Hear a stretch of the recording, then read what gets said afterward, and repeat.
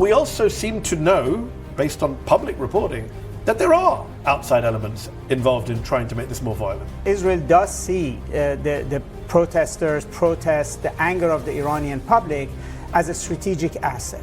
There are no strong states in the region. That's what they want. Breaking up into militias, into civil war, would be a sinkhole that would entangle all of these governments. Would we see revenge attacks, or would the Iranians just roll over and accept it like they accepted Soleimani?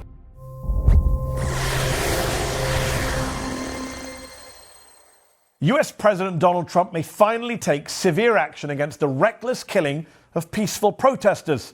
Of course, I don't mean the killings in his own country by ICE and Border Patrol in Minneapolis. I mean the Iranian government's killing of perhaps thousands and thousands of demonstrators whose protests were initially sparked by clear outrage over rampant inflation and an autocratic government, but are also believed to have since been infiltrated by foreign elements too.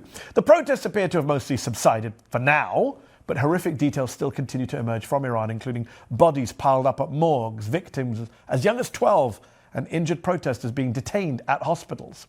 Tensions between the US and Iran have only escalated after a US Navy fleet arrived in the Middle East this week, with Trump declaring on Wednesday that his, quote, massive armada is ready, willing, and able to rapidly fulfill its mission with speed and violence if Iran does not come to the negotiating table. Iran has said that they are ready for dialogue, but that if pushed, they will, quote, respond like never before. Here to help us understand what's at stake is US Middle East expert, former US State Department advisor, and author of several books, including Iran's Grand Strategy, A Political History, Professor Vali Nasser. Vali, thanks so much for coming back on the show.